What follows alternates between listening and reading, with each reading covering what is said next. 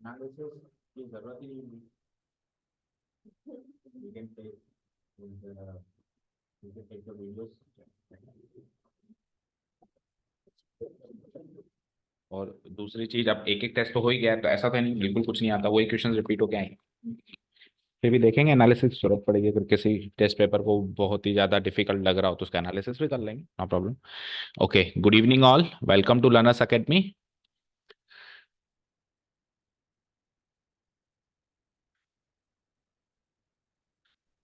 Okay, so today in the evening session, we are here to discuss, to introduce the fifth and the last topic of exercise of chapter number 13. That is, this is the exercise 13.5 introductory part, right? 13.5 का introduction करेंगे, the last topic. ठीक है, शुरू करें। सो अनुष्का, आप अच्छे से ध्यान देना, क्योंकि वो तो नहीं भी देगी तो चलेगा, आपको तो देना ही पड़ेगा। ठीक है, चलो। सो आपको देख के नाम भी आपको अजीब सा लग रहा है, ये है क्या? तो आपको मतलब एक्साइटमेंट ज्यादा है इस टॉपिक का, लग रहा है, क्योंकि पढ़ने में आपको थोड़ा सा ये इंटरेस्टिंग लग रहा है topic. Bernoulli trials and binomial distribution is the topic name. ठीक है, आई एम श्योर ये टर्म तो आप जानते होंगे, you must be aware of this term binomial distribution, ये सुना तो होगा, है ना? कहाँ सुना, कब सुना? नाइन्थ में सुन लिया? नाइन टेंथ में तो नहीं आया था। बाइनोमियल जरूर आया होगा नाइन टेंथ में, बाकी बाइनोमियल डिस्ट्रीब्यूशन नहीं आया होगा। पॉलिनोमियल के टाइप्स में आया होगा, monomial, binomial, trinomial. So types of polynomial में आया होगा, but what about binomial distribution, ये टर्म कहाँ सुनी है आपने? नहीं सुना? बिल्कुल 11th बिल्कुल नहीं पढ़ी? Hmm, class 11th, I guess chapter number 8, binomial theorem. ठीक है ना, चैप्टर नंबर 8 बाइनोमियल थ्योरम, वहां से ये टर्म निकल के आई। चलो, तो वो भी बताएं, फिर वो कट गया था तो बिल्कुल ही समझ नहीं आएगा आपको तो। ठीक है, अच्छा, आपको समझ में आएगा, समझाएंगे हम, ऐसी बात नहीं, पूरा समझाएंगे, बट दिक्कत तो आएगी, क्योंकि अगर ये बाइनोमियल थ्योरम पहले पढ़ी हुई होती तो फटाफट वो पिक हो जाता, अच्छा सर यही है क्या, ये तो किया था ना लास्ट ईयर। अच्छा जी, बर्नौली ट्रायल्स, इसके बारे में बातचीत करते हैं। तो as we discussed, Bernoulli is the name of the mathematician और लॉजिशियन वी कैन से, जिन्होंने कुछ ट्रायल्स के बारे में स्टडी और रिसर्च किया, और उन ट्रायल्स को बाद में उन्हीं के नाम से संबोधित किया गया, that means they are the Bernoulli trials. तो कोई भी ट्रायल बर्नौली ट्रायल कब बनेगा, ये जानने से पहले ये जानना जरूरी है कि ट्रायल का मतलब क्या होता है। सो ट्रायल का मतलब हम डिस्कस कर चुके हैं, क्योंकि प्रोबेबिलिटी चैप्टर चल रहा है, ट्रायल का मतलब हम डिस्कस कर चुके हैं। तो बताओ, what is a trial? Trial and random experiment में क्या डिफरेंस है? या रैंडम वर्ड हटा देता हूँ, ट्रायल एंड एक्सपेरिमेंट में क्या डिफरेंस है? जैसे मैंने सिक्का उछाला, तो वो एक्सपेरिमेंट है या वो ट्रायल है? फिर ट्रायल क्या होता है? सिक्का उछालना एक्सपेरिमेंट है ना, तो फिर ट्रायल क्या है?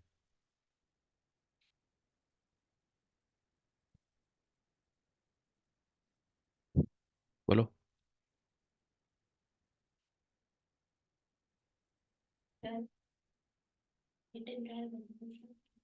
Hit and trial, hit and trial वाला मीनिंग नहीं निकलेगा इसमें ट्रायल का। ट्रायल, ट्रायल का मतलब है ट्राई करना, ट्रायल का मतलब है ट्राई करना। तो आप खुद सोचो क्या डिफरेंस रहेगा, जैसे मैं सिक्का उछाल रहा हूँ तो क्या वो ट्रायल होगा, या वो तो आपने कहा एक्सपेरिमेंट होगा। So what will be the trial then? देखो, जब एक्सपेरिमेंट को बार बार रिपीट करते हैं तो हर रेपिटेशन एक ट्रायल बन जाता है।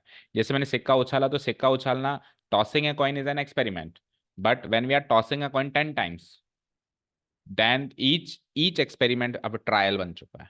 पहला ट्रायल, दूसरा ट्रायल, तीसरा ट्रायल। जैसे सपोज करो मैंने एक्सपेरिमेंट किया, और मैंने शुरुआत में ये फिक्स रूल्स रखती है कि हेड आया तो मैं जीता, टेल आया तो तुम लोग जीते। और इन केस मान लो कि टेल आ गया, तो मैं कहूँगा नहीं नहीं, एक और बार उछालेंगे। हाँ, ऐसा करते हैं ना हम। फिर मान लो दोबारा टेल आया, नहीं नहीं, एक और बार और उछालेंगे, है ना? ऐसा तो अब मैं बार बार रिपीट कर रहा हूँ ना, तो उस रेपिटेशन को मैं क्या, अब मैं क्या कहूंगा उस टाइम, एक ट्राई और मारते हैं। क्या बोलूंगा मैं आपको? एक ट्राई और मारते हैं ना, एक ट्राई और मारते हैं, दैट मीन्स एक ट्रायल और लेते हैं, एक ट्रायल और लेते हैं, तो वो जो सेकंड टाइम जो रिपीट हो रहा है, तो वो सब ट्रायल्स बन गए, पहला वाला भी ट्रायल बन गया। फिर एक्सपेरिमेंट बार बार रिपीट हो तो वो ट्रायल, समझ गए? अब हमने 2 से 3 या फिर 4 बार तो रेपिटेशन के क्वेश्चंस किए हुए हैं, सिक्के को 2 बार उछालना, 3 बार उछालना, इवन 4 बार उछालने तक भी क्वेश्चंस किए हुए हैं, लेकिन उससे ज्यादा नहीं किए हुए हैं। तो आप समझ लेना, अगर 4 से भी क्रॉस कर जाए, 10 बार उछालना, 20 बार उछालना, तो 100% फिफ्थ एक्सरसाइज का क्वेश्चन, 100%। ठीक है, जिसका सैंपल स्पेस हमारे बिल्कुल रेंज में नहीं है। 10 टाइम्स उछालना, 7 बार उछालना, और 3 से 4 बार अगर सिक्का को उछाल रहा है तो वो इससे भी सॉल्व हो सकता है, इसके बिना भी सॉल्व हो सकता है, क्योंकि 4 बार जब सिक्का उछालेंगे तो क्या क्या घटनाक्रम होगा, क्या होगा क्या नहीं होगा, ये काम तो अपन ने वैसे इसके बिना भी कर लिया है, इसके बिना भी हम इस काम को करना सीख गए। ठीक है, लेकिन 4 से ज्यादा बार है तो फिर तो 100% उसी होगा। सिमिलरली डाइस की बात करूं, तो डाइस मान लो पेयर ऑफ डाइस मैंने 10 बार उछाला, पेयर ऑफ डाइस मेरे हाथ में 2 पेयर ऑफ डाइस हैं, एक बार उछालते हैं तो ही 36 आउटकम बनते हैं, मैंने वो पेयर ऑफ डाइस 10 बार उछाले, तो सोचो कितना बड़ा सैंपल स्पेस होगा। तो ऑब्वियसली ये बर्नौली ट्रायल्स वाला कॉन्सेप्ट है। ठीक है, ट्रायल का मतलब समझ में आया। अब बर्नौली ट्रायल क्या है, बात ये है कि है ना, अच्छा, एक एक्सपेरिमेंट्स है ना, एक्सपेरिमेंट्स उनके रिजल्ट्स कुछ भी हो सकते हैं, आउटकम्स, लेकिन अगर उन एक्सपेरिमेंट्स के आउटकम दो ही हों, दो ही आउटकम हो, फिक्स है कि दो ही आउटकम है, जैसे सिक्का उछालते हैं तो दो ही होते हैं, डाइस उछालते हैं तो दो ही होते हैं क्या, 6 होते हैं, लेकिन मैं उसको दो में कन्वर्ट कर सकता हूँ, इवन ऑड, है ना, मैं ऐसे भी कर सकता हूँ, 4 या 4 से बड़ा, 4 से छोटा। तो इस तरीके से एक्सपेरिमेंट डिफाइंड हो कि उसके दो ही आउटकम्स हैं, तो ऐसे एक्सपेरिमेंट्स को कहते हैं डाइकोटोमस। देखो वर्ड लिखा हुआ है, क्या बोलते हैं, डाइकोटोमस। बहुत सारे एक्सपेरिमेंट्स ऐसे हैं जो नेचर में डाइकोटोमस होते हैं। तो यहाँ बर्नौली ट्रायल के अंदर आपको only and only dichotomous experiments या डाइकोटोमस ट्रायल्स मिलेंगे। अगर एक से ज्यादा बार रिपीट हो गए तो ट्रायल्स हो जाएंगे, और नहीं हुए तो एक्सपेरिमेंट हो जाएंगे, लेकिन मिलेंगे आपको डाइकोटोमस, यानी कि उनके एग्जैक्टली टू ही आउटकम्स होंगे। जैसे सिक्का उछालना मिल गया, डाइस उछालना मिल गया, तो फिर इवन ऑड में डिफाइन कर दिया।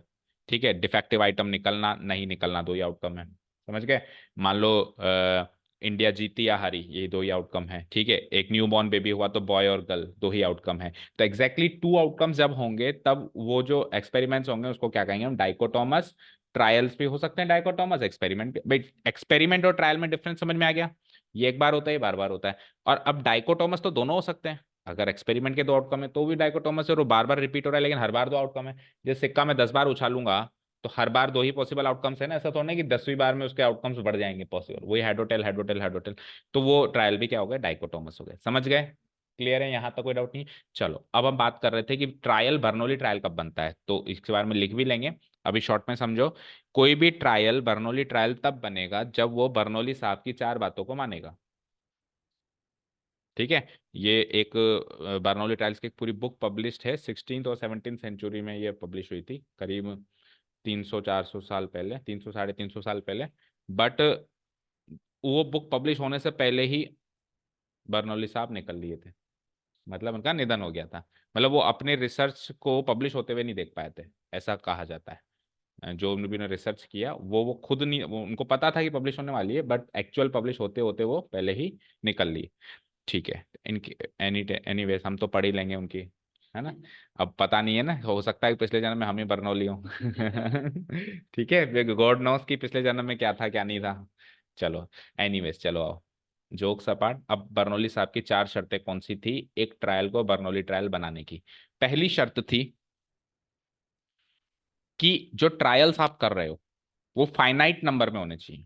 फाइनाइट यानी 10 हैं तो 10 होने चाहिए, भाई 10 बार सिक्का उछालना है, पहले फिक्स होना चाहिए कि 10 बार ही उछालेंगे। 20 बार उछालना है तो 20 बार, 100 बार उछालना है तो 100 बार, 10,000 बार उछालना है तो 10, कितनी बार भी आप उछाल लो, कोई भी एन नंबर ले लो, लेकिन पहले फिक्स कर लो कितनी बार उछालेंगे। ऐसा नहीं हो कि साहब पहले तो फिक्स कर लिया आपने 20 बारी, और 20 बारी में आप 19 बार तो हार रहे हो और एक बारी जीत रहे हो, तो आपने गेम बढ़ा दिया कि नहीं नहीं चलो 10 बार और कर लेते हैं। ऐसा क्यों, ऐसे छोटे बच्चे करते हैं ना अक्सर।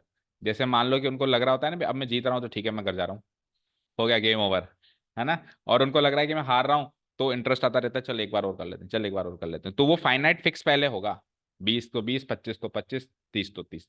तो वो पहली शर्त है ना बर्नौली साहब की। दूसरी शर्त क्या है कि वो ट्रायल डाइकोटोमस होने चाहिए, उनके दो ही आउटकम्स होने चाहिए हर बार। ऐसा नहीं है कि पहली बारी में तो डाइकोटोमस थे लेकिन दूसरी बारी में 3 आउटकम्स हो गए, ऐसा नहीं होना चाहिए। ये चौथी बारी में 50 आउटकम्स हो गए, ऐसा नहीं होना चाहिए। वो डाइकोटोमस शुरू से होने चाहिए, पहले ट्रायल में भी दो आउटकम्स, और at the end of 20 trial कर रहे हो तो 20 ट्रायल में भी वो दो ही आउटकम्स होने चाहिए। दूसरा, तीसरा क्या था कि वो आउट ट्रायल्स जो हैं एक दूसरे से इंडिपेंडेंट होने चाहिए, यानी कि हेड आने की संभावना पहले भी 1/2 थी, तो 5वें नंबर के ट्रायल में भी उसकी संभावना 1/2 ही होनी चाहिए। ऐसा नहीं कि आप ऐसे कह दो कि सर 5 बार उछालते हैं ना सिक्का घिस गया था, सिक्का सिक्का घिस गया था ना, तो हेड आने की संभावना कम हो गई है 5 ट्रायल में जाते जाते। ऐसा ट्रायल नहीं होना चाहिए, फिर वो बर्नौली ट्रायल नहीं कहलाएगा। वो इंडिपेंडेंट होने चाहिए, प्रोबेबिलिटीज इंडिपेंडेंट इवेंट्स वही तो होते हैं जिसमें प्रोबेबिलिटी पे फर्क नहीं पड़ता, है ना, अफेक्ट नहीं करती एक दूसरे की। तो अफेक्शन नहीं होना चाहिए कि आपने पहले 1/2 प्रोबेबिलिटी कही है, तो अब आप चाहे से 100th नंबर ऑफ ट्रायल में जाएंगे तो भी कोई आपसे पूछेगा कि अब बता हेड आने की संभावना, तो भी आप 1/2 ही कहेंगे, आप चेंज नहीं कर सकते। ये तीसरा शर्त हो गई। और चौथी और आखिरी शर्त पढ़नी पड़ेगी, याद नहीं आ रही, देखो, या शायद सारी हो गई हो। कई बार क्या होता है कि रिटन लैंग्वेज में तो वो दो बातें लिखी हुई हैं, ओरली अपन दो बातों को एक करके भी बता देते हैं, ऐसा भी होता है, तो कोई बात नहीं, अभी लिखवा तो सारी देंगे। 3 बातें तो ये हो गई। देखो सक्सेस रिमेन्स द सेम तो मैं बता चुका हूँ एक्चुअली आपको, है ना। देखो क्या क्या बातें बताई मैंने, फाइनाइट नंबर होना चाहिए बता दिया मैंने, ट्रायल्स इंडिपेंडेंट होने चाहिए, है ना। अब देखो ये और ये बात तो मैंने मिक्स करके बता दी, है ना भाई। ट्रायल्स अगर इंडिपेंडेंट होंगे तो सक्सेस मतलब जैसे जो दो आउटकम्स है ना, उन दो आउटकम्स को उन्होंने नाम दे दिया सक्सेस और फेल। अच्छा ये वाली चीज नहीं बताई मैंने, है ना।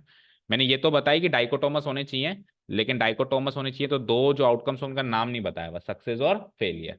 ठीक है, डाइकोटोमस होने चाहिए ईच ट्रायल, हर ट्रायल डाइकोटोमस होना चाहिए, 10 से तो दसों के दो दो आउटकम्स होने चाहिए, और दोनों आउटकम्स का नाम उन्होंने क्या रख दिया, सक्सेस और फेलियर। अब सर सक्सेस और फेलियर मतलब जो आपको चाहिए वो सक्सेस मान लो और वो ना हो तो फेलियर। जैसे सपोज करो आपको हेड चाहिए, तो आप हेड आने को सक्सेस ले लेना और टेल आने को फेलियर ले लेना। सपोज करो आपको टेल चाहिए, तो आप टेल आने को सक्सेस ले लेना और हेड आने को फेलियर ले लेना। सपोज करो आप है ना कोई बल्क में से कुछ बल्ब्स निकाल रहे हो, वो डिफेक्टिव निकले, ये आपको आज सोचना है कि डिफेक्टिव आने की प्रोबेबिलिटी क्या है, तो डिफेक्टिव आने को आप सक्सेस कह देना और नॉन डिफेक्टिव आने को आप फेलियर कह देना। तो हर एक आउटकम्स के ट्रायल के दो आउटकम्स होने चाहिए। और चौथी चीज क्या है कि प्रोबेबिलिटी पे फर्क नहीं पड़ना चाहिए। तो देखा जाए तो सेकंड एंड फोर्थ कोई नई बात नहीं कह रहे हैं, इंडिपेंडेंट होगा तो फर्क पड़ेगा ही नहीं, इंडिपेंडेंट इवेंट्स वही होते हैं जिसमें प्रोबेबिलिटी पे फर्क नहीं पड़ता। तो ये दोनों बातें मैंने बता दी, तो इन शॉर्ट मैंने सारी चीजें बता दी आपको। ठीक है, अगर ये 4 बातें हम मानेंगे तो ये बर्नौली ट्रायल है, और नहीं मानेंगे तो नहीं। अब कई बार तो एग्जाम में 1 नंबर का क्वेश्चन केवल इतना सा आता है कि आप ये चेक करके बताओ कि बर्नौली ट्रायल है या नहीं है। तो ये 4 बातें अगर मान रहा होगा तो है, नहीं तो नहीं है, चेक कर लेंगे। ये सिंपल सी बात है, सिक्का 10 बार उछालना 100% बर्नौली ट्रायल है, क्योंकि 10 बारी में उछालूंगा तो हर बारी प्रोबेबिलिटी जो है पिछली बारी पे फर्क नहीं पड़ेगा, हर बार डिफरेंट आउटकम होगा वो, है ना, डिफरेंट ट्रायल होगा, वो नया ट्रायल होगा। भाई सपोज करो 20 में से 19 बारी हेड आया, तो क्या 20वीं बार में आप गारंटी से कह सकते हो क्या भी हेड आएगा? अभी भी आप कहोगे नहीं सर आधे आधे चांसेस हैं, अभी भी हेड आ सकता है, टेल आ सकता है। जैसे इंडिया ऑस्ट्रेलिया के बीच में 20 मैच हुए, 20 में से 20 ऑस्ट्रेलिया जीत गई, तो क्या 21st मैच में क्या ऑस्ट्रेलिया को मैच खेले बिना ही घोषित कर दें तू जीत गई? ऐसा नहीं हो सकता ना। अभी भी जब मैच स्टार्ट हो रहा है तो ये एक नया दिन है, ये एक नया ट्रायल है, आज भी ऑस्ट्रेलिया एंड बांग्लादेश के 1/2 चांसेस हैं जीतने के। ये जो भी थे, जो पहले थे वो के वही सेम रहने चाहिए। भले ऐसे नहीं कह रहा हूँ कि 1/2 रहने चाहिए, ऐसे मत समझ जाना कि सक्सेस और फेलियर की इक्वल प्रोबेबिलिटी होनी चाहिए, ऐसा नहीं कह रहा हूं। जो भी प्रोबेबिलिटी थी वो की वही कॉन्स्टेंटली मेंटेन होनी चाहिए। मान लो 1/4 3/4 थी, तो फिर वो 1/4 3/4 चलनी चाहिए पूरे ट्रायल्स में।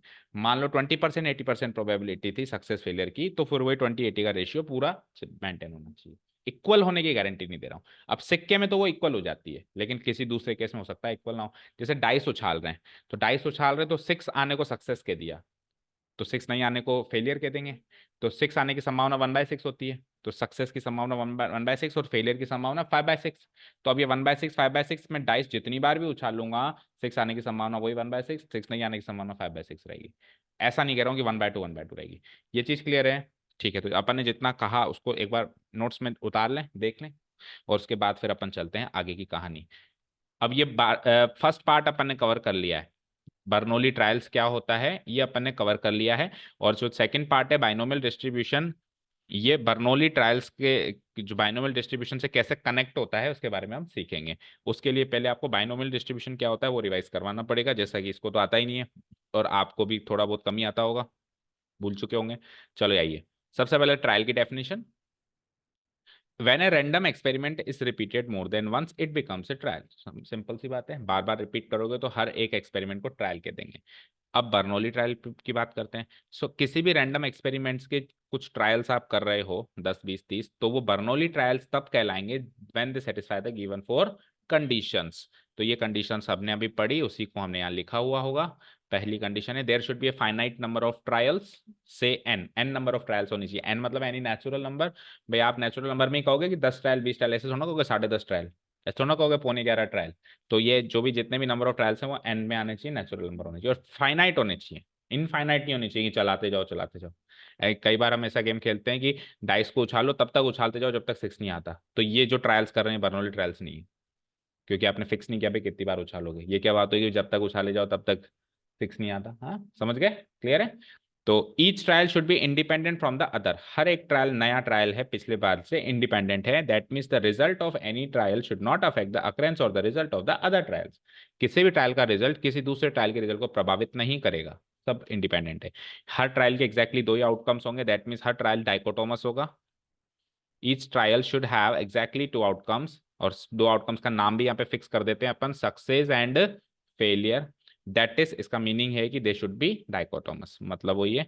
और द प्रोबेबिलिटी जो है सक्सेस और फेलियर की आउटकम्स की वो सेम रहनी चाहिए, हर एक कांस्टेंट रहनी चाहिए हर एक ट्रायल।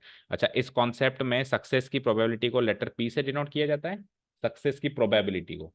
जैसे मान लो कि हेड आने की संभावना 1/2 है, टेल आने की संभावना 1/2 है, तो पी हो जाएगा मेरा 1/2 और क्यू भी हो जाएगा मेरा 1/2। 6 आने को अगर आप सक्सेस कहते हो तो पी हो जाएगा 1/6, 6 आने की संभावना, और क्यू आ जाएगा 5/6, 6 नहीं आने की संभावना। ठीक है ना। तो स्मॉल पी और स्मॉल क्यू से अपन सक्सेस की प्रोबेबिलिटी को और फेलियर की प्रोबेबिलिटी को इस वाले टॉपिक में डिनोट करते हैं, ठीक है। और वो शुड रिमेन कांस्टेंट, कांस्टेंट मतलब बदलनी नहीं चाहिए। ऐसा नहीं कह रहा है कि दोनों बराबर होनी चाहिए, ये छोटी बड़ी बराबर कुछ भी हो सकती है, इवन ये भी हो सकता है कि एक जीरो और एक पूरी 1 हो, ये भी हो सकता है, लेकिन जो भी फिक्स है वो हर एक ट्रायल में सेम टू सेम उसी तरीके से कॉन्स्टेंटली आगे बढ़नी चाहिए। ठीक है, यहां तक कोई डाउट नहीं है। बाइनोमियल ट्रायल्स हमने खत्म किया। अब बात करते हैं बाइनोमियल डिस्ट्रीब्यूशन। तो पहले बाइनोमियल डिस्ट्रीब्यूशन फिर आपको समझना पड़ेगा। सो बाइनोमियल डिस्ट्रीब्यूशन क्या कहता है, किसी भी बाइनोमियल को किसी भी बाइनोमियल को एक्सपेंड करने का एक फॉर्मूला देता है। क्या कहा मैंने, किसी भी बाइनोमियल को एक्सपेंड करने का फॉर्मूला देता है। अब बाइनोमियल क्या होता है, बाइनोमियल ऐसा पॉलिनोमियल होता है जिसमें नंबर ऑफ टर्म्स 2 हो, जैसे a प्लस बी, तो number of terms 2, x plus Y, a minus B. मैंने कहा a plus B plus C, तो ये तो ट्राइनोमियल हो गया। तो ट्राइनोमियल की बात नहीं कर रहे हैं, we are only talking about binomial. तो बाइनोमियल की कोई सी भी पावर एक्सपेंड करनी हो, जैसे कि एक बाइनोमियल ले लिया मैंने a प्लस बी की पावर 2, एक बाइनोमियल ले लिया मैंने a प्लस बी की पावर 3, एक बाइनोमियल ले लिया मैंने a प्लस बी की पावर 4, एक बाइनोमियल ले लिया मैंने a प्लस बी की पावर 5। तो इनको एक्सपेंड करने का फॉर्मूला देता है कौन, बाइनोमियल थ्योरम या बाइनोमियल डिस्ट्रीब्यूशन।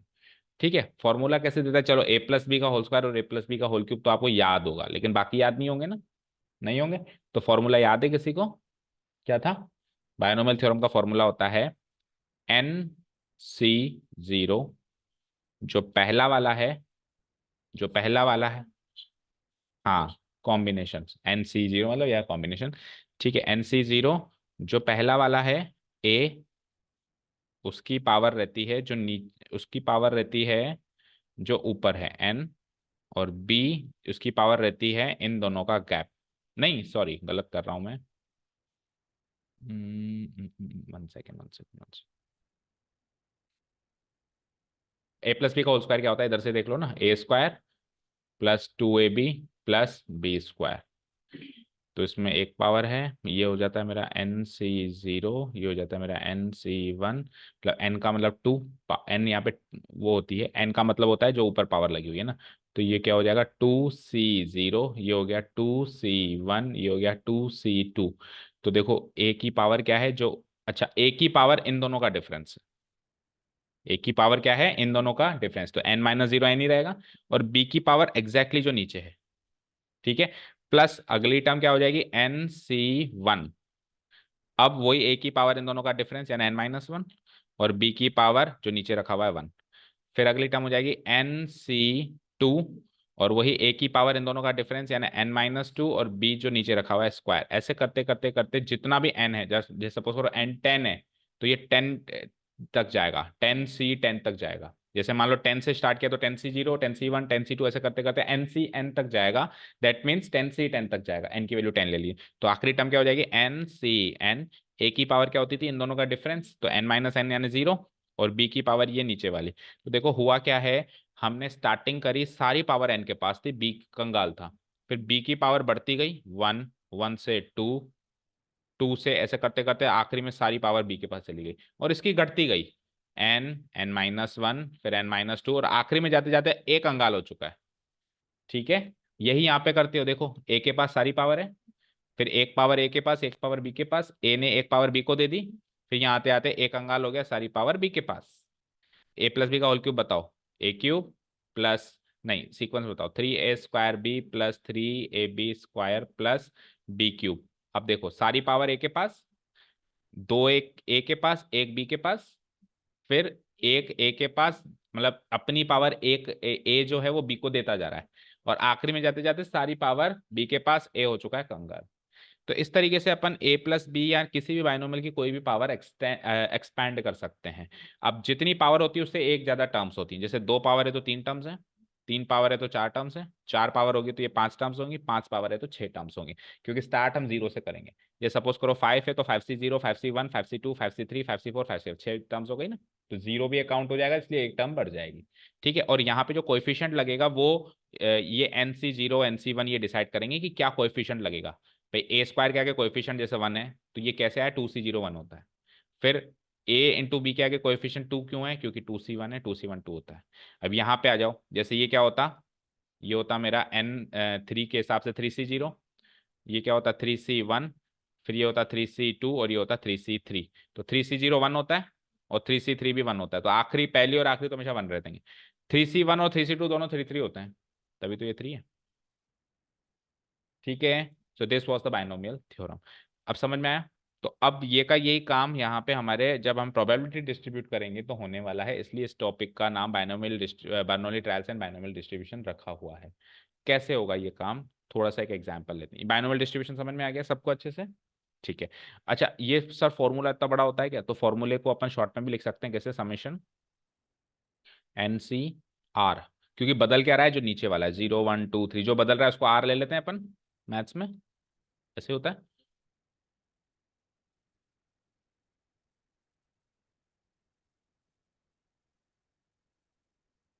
तो बोलो क्या होगा, NCR, ए की पावर तो हो जाएगा n-R, NCR ए की पावर तो हो जाएगी n-R, और बी की पावर एग्जैक्टली R।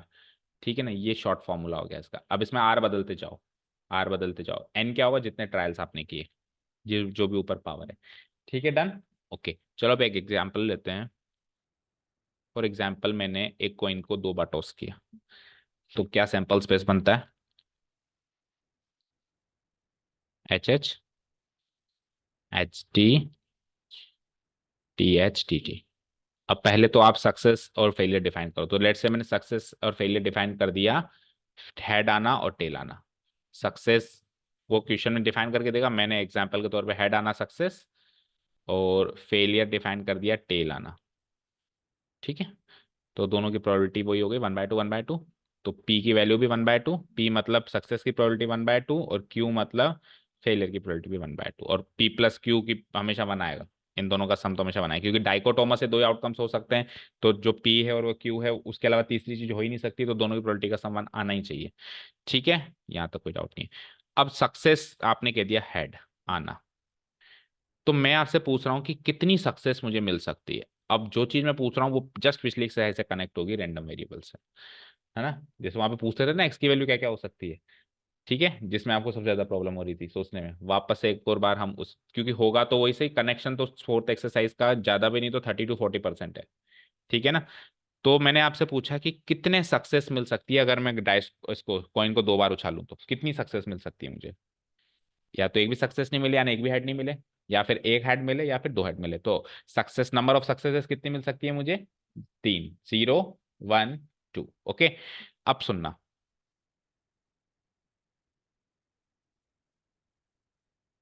जब मुझे जीरो सक्सेस मिलेगी, तो जीरो सक्सेस आने की प्रोबेबिलिटी को मैं P(x)=0 से डिनोट कराऊंगा।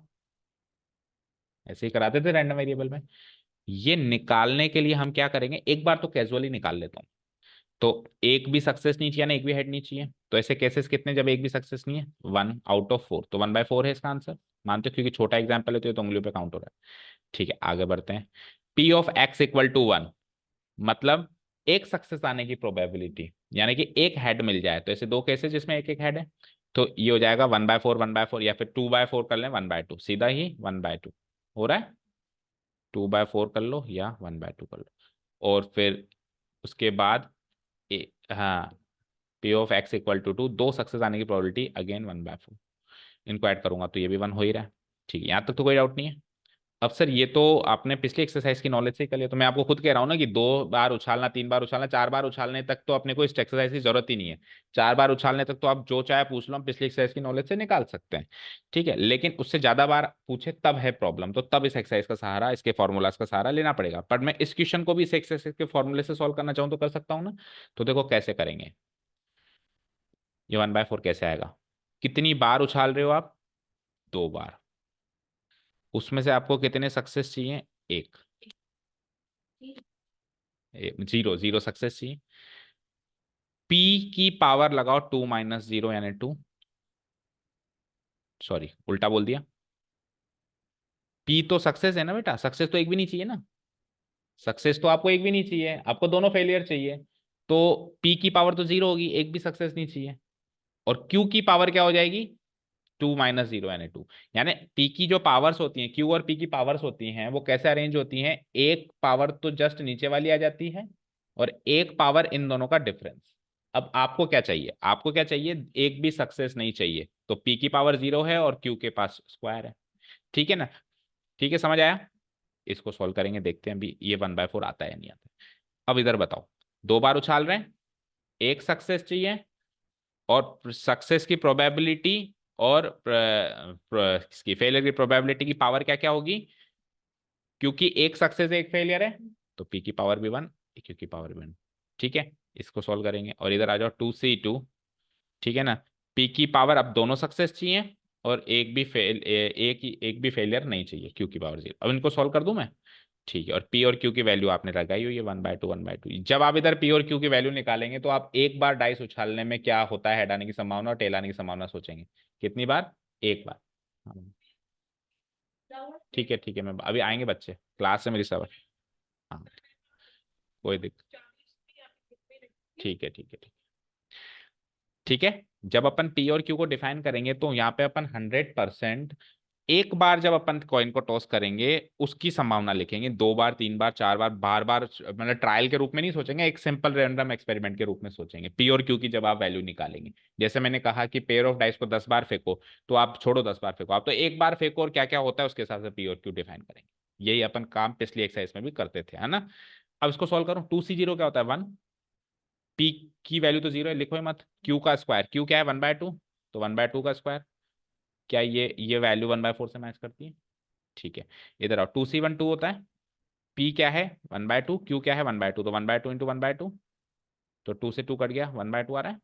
2C2 क्या होता है? 1। पी का स्क्वायर यानी कि 1/2 का स्क्वायर, और क्यू की पावर 0 है, लिखो ही मत, तो ये अगेन 1/4 से मैच होता है। तो इस फॉर्मूले से ये आंसर्स आ गए, और डायरेक्ट सैंपल स्पेस के आउटकम से एनालाइज करके भी आ गए। सैंपल स्पेस से हमने इसलिए एनालाइज कर दिया, 4 ही थे तो गिन लिए उंगलियों पे, लेकिन 4 की जगह 4,000 होंगे तो नहीं गिन पाएंगे, फिर यही फॉर्मूले काम देंगे।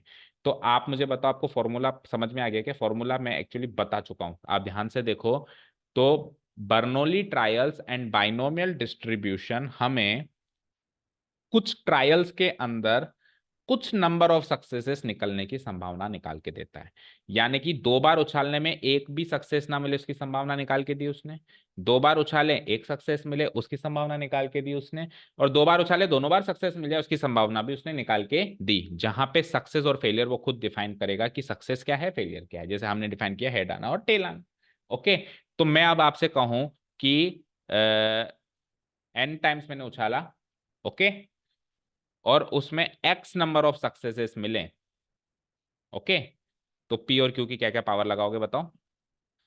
पी की पावर एक्स और क्यू की पावर एन माइनस, तो इसमें इसके फॉर्मूला में क्यू पहले लिखा जाता है। जैसे ए प्लस बी में अपन ए पहले लिखते थे बी बाद में लिखते थे, इसमें पहले क्या लिखा जाता है? क्यू। तो क्यू की पावर तो हो जाएगी एन माइनस एक्स, और पी की पावर हो जाएगी जितने जो नीचे नंबर लिखा हुआ है एक्स। ओके, ये बन गया फॉर्मूला। अब इसमें एन तो डाल देना कितनी बारी उछाला, एक्स डाल देना कितने आपको सक्सेस चाहिए, उसमें से 10 में से आपको 8 हेड चाहिए कि 9 हेड चाहिए कि कितने हेड चाहिए। P डाल देना आप जो आपने डिफाइन किया है सक्सेस उसकी संभावना, और Q डाल देना जो उसका उल्टा है फेलियर उसकी संभावना, और उनकी रेस्पेक्टिव पावर्स ऊपर लगा देना। और इस पूरी बात को हम लिखते हैं P of x equal to X, या फिर सिंपली P ऑफ x। समझ आया? ओके। और अगर मैं एक टेबल बना लूं, उस टेबल के अंदर में इन ये जैसे इस बार ये तो एक पर्टिकुलर एक्स की नंबर पे आपको आंसर देगा, जैसे एक्स के नंबर 0 रख सकता हूँ, एक्स का नंबर में 1 रख सकता हूँ, एक्स की वैल्यू में 2 रख सकता हूँ, एक पर्टिकुलर आंसर देगा। एक्स की वैल्यू 0 पे नंबर ऑफ सक्सेस 0 हो, नंबर ऑफ सक्सेस 1 हो, लेकिन मैंने सबकी निकाल ली। जैसे मैंने 3 बार उछाला तो फिर एक्स की वैल्यू 0, एक्स की वैल्यू 1, एक्स की वैल्यू 2, एक्स की वैल्यू 3, तीनों की निकाल ली। जैसे अभी 2 बार उछाला तो मैंने 3 आउटकम्स में निकाल ली, और उसकी मैं टेबल बना दूं कैसे? ये तो गई एक्स की वैल्यू, ये हो गई उसकी प्रोबेबिलिटी, ठीक है ना? तो एक्स की वैल्यू जैसे 0, उसकी प्रोबेबिलिटी क्या 1/2, एक्स की वैल्यू क्या 1, और उसकी प्रोबेबिलिटी 1/4, 1/4 थी, उल्टा लिख दिया, ये 1/4 थी, ये 1/2 थी, ठीक है। और एक्स की वैल्यू 2, और ये क्या होगी 1/4। तो इस टेबल को हम कहते हैं बाइनोमियल डिस्ट्रीब्यूशन टेबल। जैसे पहले रैंडम वेरिएबल डिस्ट्रीब्यूशन टेबल कहते थे, अभी बाइनोमियल डिस्ट्रीब्यूशन टेबल कहेंगे। और इस टेबल को डिनोट कराया जाता है B N comma P. B for binomial distribution table, N आप कितनी बार उछाल रहे हो, पी मतलब सक्सेस की प्रोबेबिलिटी। सर फेलियर की क्यों नहीं बताई? 1 में से माइनस करके निकाल दी जा सकती है, ठीक है। समझ आया? जैसे कि मैंने आपको कहा बेटा, बी 7 1/4, इसकी टेबल बनाओ। इसकी क्या बनाओ? टेबल। इतनी सी इंफॉर्मेशन दी है बस मैंने, इसकी टेबल बनाओ। अब पता है आपको क्या करना है? आपको ये करना है, 7 बार ही उछाल रहे हो तो 7, मतलब आपको probability of X equal to 0 से लेके probability of X equal to 7 तक निकालना है। यानी कि 0 सक्सेस से लेके 7 के 7 सक्सेस मिल जाए। 7 बार उछाल रहे हो तो सातों के सातों सक्सेस भी तो मिल सकती है, वही फॉर्मूला से, वही फॉर्मूला से, हर बार फॉर्मूला से, और फिर एक टेबल बना के देनी है। उस पूरी टेबल को मैं बी ऑफ 7,1/4 से डिनोट कर रहा हूं। समझ आया? ठीक है। अब सर इसके फॉर्मूला में पी और क्यू, पी तो ये ले लेना, क्यू 1 में से माइनस करके ले लेना, क्योंकि पी और क्यू की प्रोबेबिलिटी का सम 1 होता है सक्सेस फेलियर। तो अगर पी अगर 1/4 है तो क्यू कितना हो जाएगा? 3/4। सर एन, एन ये रहा 7। सर एक्स, एक्स तो चेंज होगा ना बार बार, x equal to 0, x equal to 1, x equal to 2। भाई अगर ये टेबल बनानी है तब तो एक्स की वैल्यू हर बार चेंज कर करके पूरी लिखनी है, और टेबल नहीं बनानी। किसी पर्टिकुलर एक्स पे पूछ लिया आपसे कि एक्स इक्वल टू 3 पे बता दे, तो पर्टिकुलर पे इस पर 3 वाली आंसर देनी है आपको। और क्वेश्चन कैसे आ सकता है? क्वेश्चन जनरली पर्टिकुलर वाला आएगा, पर्टिकुलर या एक ज्यादा से ज्यादा। जैसे एक्स की वैल्यू 0 से लेकर 7, 8 केस हो गए ना, तो 8 में से 2 या 3 केस आ जाएंगे। कैसे? एटलीस्ट 6, नहीं एटलीस्ट 6 नहीं, एटमोस्ट एटलीस्ट 6 आ जाए। तो एटलीस्ट 6 मतलब कम से कम 6 सक्सेस चाहिए, तो 6 सक्सेस वाला केस और 7 सक्सेस वाला केस, तो 2 केस उसने करके उनको दोनों को जोड़ देंगे। ठीक है, समझ आया क्या? हाँ, ये तो पूरी टेबल का नोटेशन है। अगर कोई आपको कहता है कि बी 8,1/6, इसकी टेबल बनाओ, इस बाइनोमियल डिस्ट्रीब्यूशन की टेबल बनाओ, तो इसका मतलब है कि टोटल नंबर ऑफ ट्रायल्स 8 किए हैं आपने। अब 8 किए हैं तो कितनी कितनी सक्सेस हो सकती है? 0 1 2 3 4 5 6 7 8, यानी 9 केस बनेंगे। और उसमें प्रोबेबिलिटी जो कोमा के आगे लगा हुआ है वो प्रोबेबिलिटी है सक्सेस की, यानी पी की वैल्यू है। तो क्यू इसमें से 1 में से माइनस करके निकाल लेंगे, और तो कुछ चाहिए नहीं होता है। हाँ, ये इतना तो देगा ना, बी 8,1/6 इतना देगा, मतलब सक्सेस की प्रोबेबिलिटी देगा और कितनी बार उछाल रहे वो देगा। ठीक है, समझ गए? क्लियर है? लिख दें, खत्म करें कहानी, फिर कल से अपन इसके क्वेश्चंस करेंगे। देखो, पढ़ते हैं अब इसको पूरा अच्छे से। Binomial distribution of probability. देखो, इसकी लैंग्वेज भी सुनना ध्यान से। अभी अपन ने बड़ी कैजुअल लैंग्वेज में बात करी, इसकी लैंग्वेज से कनेक्ट होने की कोशिश करना। सपोज करो हमने N number of Bernoulli trials किया। बर्नौली ट्रायल्स क्या होते हैं वो पहले बता चुके हैं, जिसमें 4 कंडीशन सेटिस्फाई हों। हर एक ट्रायल के एग्जैक्टली 2 आउटकम्स होंगे, सक्सेस और फेलियर। तो प्रोबेबिलिटी ऑफ सक्सेस को स्मॉल लेटर पी और प्रोबेबिलिटी ऑफ फेलियर को स्मॉल लेटर क्यू। क्योंकि बार बार मैं ऐसे लिखता, probability of success, probability of failure, फिर इसकी कुछ पावर आती n-r जो भी आती, तो काफी हेक्टिक हो जाता ना फॉर्मूला। इसलिए इस पूरी चीज को उसने स्मॉल पी, इस पूरी चीज को उसने स्मॉल क्यू लिख दिया। ठीक है, हमारी सहूलियत के लिए आगे बढ़ते हैं। नाउ अब the probability distribution of the number of successes is given by binomial distribution as follows, है ना? कितने सक्सेस मिले उसका प्रोबेबिलिटी डिस्ट्रीब्यूशन इस टेबल के थ्रू यहाँ पे दिया गया है। इस टेबल को रीड करो ढंग से। सपोज करो हमको 0 सक्सेस चाहिए, सपोज करो हमको क्या चाहिए? 0 सक्सेस, तो एनसी 0, और सारे के सारे फेलियर हो गए तो क्यू की पावर एन। फिर आपको एक सक्सेस चाहिए, तो एनसी 1 पी की पावर तो 1 लगा दी क्योंकि एक सक्सेस चाहिए था, और बची हुई सब फेलियर है, तो n-1। भाई जितनी सक्सेस चाहिए हो तो पी की पावर है। अब बचे बचे कितने, जैसे मान लो 10 ट्रायल है, तो 10 ट्रायल में से आपको एक ही सक्सेस चाहिए, तो 9 फेलियर चाहिए, तो 10-1 यानी 9 इसकी पावर आ जाएगी। एन में से वो 1 माइनस कर दो। किसी ने कहा नहीं नहीं मुझे तो 2 सक्सेस चाहिए, तो आप NC2 तो उसका कोएफिशिएंट लगाओगे। ये NC1 NC2 पता है क्यों लगाते हैं? क्योंकि सपोज करो मैंने कहा कि मुझे 3 सक्सेस चाहिए, यानी 3 हेड चाहिए, तो वो 3 हेड उन 10 में से कहाँ सेट होंगे? बीचों बीच सेट होंगे, इधर सेट होंगे, तो वो नंबर ऑफ आउटकम्स बढ़ गए ना हमारे। चलो ऐसे समझो, सपोज करो 4 बार मैं कॉइन को उछाल रहा हूं, उसमें मुझे 3 हेड चाहिए। 4 बार मैं कॉइन उछाल रहा हूं, उसमें मुझे 3 हेड चाहिए, तो मैं ऐसे तो नहीं कह सकता हूँ कि HHHT सर ये वाला केस ले लो। क्यों? केस तो ये भी हो सकता है ना HHTH। केस तो ये भी हो सकता है ना HTHH। और केस तो चौथा ये भी हो सकता है THHH। तो ये 4 केस बने ना, तो इंटू 4, मतलब एक संभावना तो सबकी बराबर है, इसमें 3 हेड एक टेल है, इसमें भी 3 हेड टेल है, तो संभावना तो सबकी बराबर है। संभावना तो सबकी बराबर है भाई, पी की पावर 3 क्योंकि 3 हेड है, और क्यू की पावर 1, तो हो गया ना टोटल 4। तो ये तो सब में है, ये इसमें भी, ये इसमें भी, इसमें, लेकिन इंटू 4 करना है या इंटू 6 करना है या इंटू 8 करना है, वो कैसे पता चलेगा? वो ये कोएफिशिएंट्स बताएंगे। ये कोएफिशिएंट्स हम इसलिए लगा रहे हैं क्योंकि वो टोटल नंबर ऑफ कॉम्बिनेशंस कितने हो रहे हैं वो आपको ये बता रहा है। ठीक है, क्लियर है? ठीक है, ऐसे करते करते करते 0 1 2 n लिखा है, तो n तो कुछ भी हो सकता है, तो कुछ भी कहीं तक भी ये जा सकता है। n मतलब सारे के सारे सक्सेस मिल गए, तो NCN p की पावर n, सारे के सारे सक्सेस, क्यों है ही नहीं वहां पे, फेलियर है ही नहीं। ऐसे करके करके बीच में कोई x नंबर ऑफ सक्सेस भी पूछ सकता है, x कोई भी नंबर, जैसे 10 नंबर ऑफ सक्सेस, कोई 541 number of success, her 1000 trials हैं, 541 नंबर ऑफ सक्सेस बताओ। जरूरी थोड़ा ना सीक्वेंस से ही चलना पड़े, आपको सीधे कोई बीच में कोई नंबर ऑफ सक्सेस पूछ ले। भाई अगर आपको कह दे कि मैं 20 बारी कॉइन उछालूंगा और मुझे 11 सक्सेस चाहिए, तो 11 सक्सेस के लिए आप ऐसे तो ना करोगे, पहले 0 सक्सेस निकालोगे फिर 1 निकालोगे, डायरेक्ट 11वीं सक्सेस भी तो निकाल सकते हो आप। तो उसका फॉर्मूला क्या हो गया? NCX जितनी चाहिए, P की पावर x लगाना, और उसको लिखना भी बाद में, है ना? पहले फेलियर लिखना, फेलियर कितने हुए n-x, और सक्सेस कितने हुए जो नीचे लिखा हुआ है x। ठीक है, इस टेबल को थोड़ा सा डिस्क्राइब किया है, 0 सक्सेस की संभावना देखो कैसे हम लिखेंगे भी कैसे, वो भी देखो। Probability of x equal to 0, यानी कि 0 नंबर ऑफ सक्सेसेस हैं, NC0, तो 0 नंबर ऑफ सक्सेस हैं तो p की पावर तो 0 हो गई, और सारे के सारे फेलियर है तो n-0 q की पावर n हो गई। 1 सक्सेस में हम क्या करेंगे? NC1 लिखेंगे कैसे, x इक्वल टू 1 NC1, तो एक तो हो गई सक्सेस, और फेलियर क्या हो गई, इन दोनों का डिफरेंस n-1। 2 सक्सेस में वही 2 हो जाएगा। ठीक है, तो अब हमारा फॉर्मूला रेडी है कि, हाँ बताओ,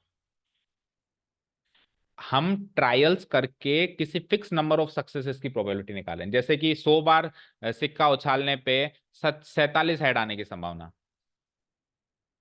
100 बार सिक्का उछाला, उसमें 47 हेड्स आ जाए, इसकी क्या संभावना है? क्वेश्चन समझ में आया? कितनी बार सिक्का उछाला है? 100 बार, उसमें से हेड्स कितने चाहिए आपको? 47। 47 हेड्स चाहिए, तो हेड आने को सक्सेस मान लें, तो 47 सक्सेस चाहिए आपको, तो यानी कि P of x equal to 47 निकालने वाले हो आप। इसकी संभावना निकाल रहे हैं, क्या संभावना है कि 47 हेड्स आ जाएंगे? वो तो एक बार जब अपन सिक्का उछालते हैं उसकी प्रोबेबिलिटी है, एक बार भी, एक ट्रायल की। वो तो कई बार वो खुद देगा, नहीं तो हमको सोचना पड़ेगा, हमको सोचना पड़ेगा सिक्का उछालूंगा तो हेड आने की संभावना 1/2 है। लेकिन 47 हेड्स आ जाए, इसकी क्या संभावना है? समझ गए? नंबर ऑफ सक्सेसेस जब बढ़ानी हो, भाई इतने नंबर ऑफ सक्सेसेस चाहिए, तो ऑब्वियसली ट्रायल्स भी बड़े होंगे, बड़े हुए होंगे वहां पे, भाई इतने ट्रायल्स हैं उसमें इतनी सक्सेस चाहिए, तब इस कॉन्सेप्ट का रोल है। ठीक है ना? या सिंपल बात करें कि एम्पल स्पेस इतना लार्ज है कि हम नहीं कूद सकते उसमें और वहां से नहीं सोच सकते, तब इस वाले एक्सरसाइज का रोल है। समझ गए? क्लियर है? ठीक है, तो मैंने n बार उछाला, ठीक है, तो टोटल n बार उछाला और n ही सक्सेस चाहिए, सारी की सारी सक्सेस चाहिए, तो x इक्वल टू n ही लिखूंगा, NCN सारी की सारी सक्सेस, एक भी फेलियर नहीं, मतलब सारे 0 फेलियर है। ठीक है, समझ गए? सिमिलरली अब x नंबर ऑफ सक्सेस का फॉर्मूला मिल गया, फॉर्मूला तो मेन आप ये वाला याद रखो, ये वाला है ना, क्योंकि अब इसमें बस x की वैल्यू बदलते जाओ, है ना। तो मेन फॉर्मूला आ रहा है, probability of x number of successes in n Bernoulli trials. n Bernoulli trials में x नंबर ऑफ सक्सेसेस की संभावना कैसे निकालेंगे, जहां पे एक ट्रायल, एक सक्सेस की संभावना p हो और एक फेलियर की संभावना q हो। तो उसको निकालने का तरीका है NCX, p की पावर x, q की पावर इन दोनों का डिफरेंस, ओके, इसको लिखने का तरीका है P of x equal to X, या शॉर्ट फॉर्म में P ऑफ x। और एक और चीज सुनो, इसको प्रोबेबिलिटी फंक्शन भी कहा जाता है, नीचे लिखा हुआ है शायद। इसको क्या कहा जाता है? कोई कहे ना प्रोबेबिलिटी फंक्शन बताओ, यही बताना है। ये प्रोबेबिलिटी फंक्शन, फंक्शन क्या होता है? जैसे मैंने कहा एफ ऑफ एक्स, यानी एक्स एक इनपुट दूं और एक आउटपुट मिले, तो मैंने कहा प्रोबेबिलिटी फंक्शन। तो यहाँ पे भी आप एक्स एक इनपुट दे रहे हो, p of zero, p of one, p of two, p of three, मतलब जीरो मतलब zero number of success, one मतलब one number of success, two मतलब टू नंबर ऑफ सक्सेस। तो एक फंक्शन बन गया ना, और हर बार एक अलग अलग आउटकम आ रहा है, ये एक वैल्यू निकल के आ रही है हर बार अलग अलग अलग। तो इसको प्रोबेबिलिटी फंक्शन भी कहा जाता है। Such a binomial distribution is denoted by B of n comma p. इस तरीके का जो बाइनोमियल डिस्ट्रीब्यूशन होगा, जहां पे एक्स की वैल्यू अलग अलग अलग अलग अलग डालेंगे और अलग अलग अलग अलग आउटपुट आएगा और एक टेबल बन जाएगी, ऐसे डिस्ट्रीब्यूशन को क्या कैसे डिनोट कराते हैं अपन? B of n comma p, जहां पे एन तो होंगे टोटल नंबर ऑफ ट्रायल्स और पी होगा सक्सेस की प्रोबेबिलिटी। डन, बढ़ते हैं आगे। Where n is total number of trials, p is the probability of success in each trial, हर ट्रायल में क्या सक्सेस की प्रोबेबिलिटी है वो। ठीक है, और ये जो P of X equal to X या P ऑफ एक्स हम कह रहे हैं, इसको हम प्रोबेबिलिटी फंक्शन भी कहते हैं, या फिर binomial distribution B comma N comma P भी कहते हैं। ठीक है ना, क्लियर है? बस, तो ये हमारा नोट्स यहाँ पे कंप्लीट होते हैं, इससे ज्यादा कुछ नहीं सीखना है, और फिर सीधे हमको चलना है एक्सरसाइज पे। कई बार क्वेश्चन केवल ये भी आता है कि बर्नौली ट्रायल है या नहीं है, बस ये चेक करके बताओ। कैसे चेक करके बताओगे, बताओ? याद हो गई फोर कंडीशंस कौन कौन सी? हम्म। हम्म। हम्म। दो ही आउटकम, एग्जैक्ट दो आउटकम्स होने चाहिए हर एक ट्रायल में, दो से ज्यादा या दो से कम नहीं होने चाहिए, एग्जैक्ट दो होने चाहिए।